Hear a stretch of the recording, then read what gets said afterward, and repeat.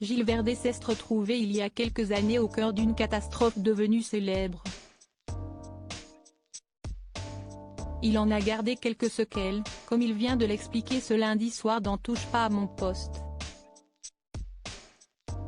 Ce lundi 20 novembre 2023, Cyril Hanouna a fait part à ses chroniqueurs de ses craintes lorsqu'elle va chez le dentiste. « Tu sors, et t'as l'impression que toute ta tête est fatiguée ». Il a ensuite demandé à Gilles Verdez, qu'il vantait de taquiner, s'il allait lui aussi chez le dentiste.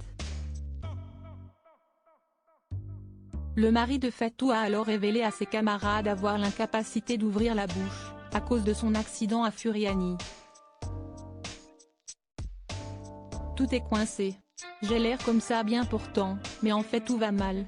Et lui, son dentiste, NDL, m'a compris, a-t-il ajouté, avec exagération et humour.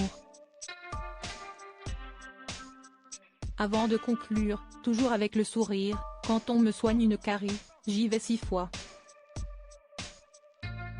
Parce que je peux tenir, la bouche ouverte, note de la rédaction, 6-8 minutes, pas plus. Mais si est-il pas facile ce que je vis?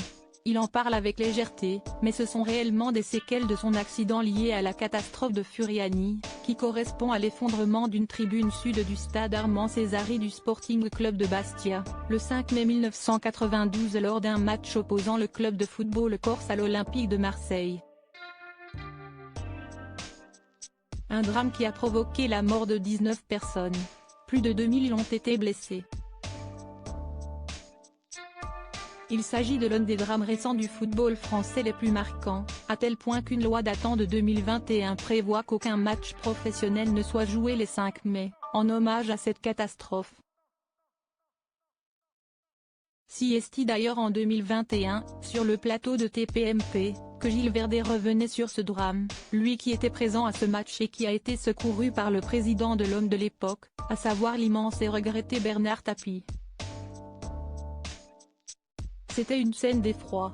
Je me suis retrouvé propulsé. J'ai marché vers le vestiaire marseillais. Là, je suis tombé sur Bernard Tapie. Il a pris les gens par terre, mourants, grièvement blessés, il les mettait dans les ambulances. Ce jour-là, il est devenu mon héros, avait raconté le chroniqueur au papa de Lino et sa bande.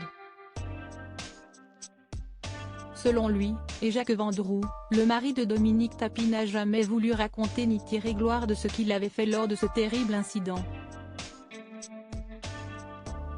Indigne comportement.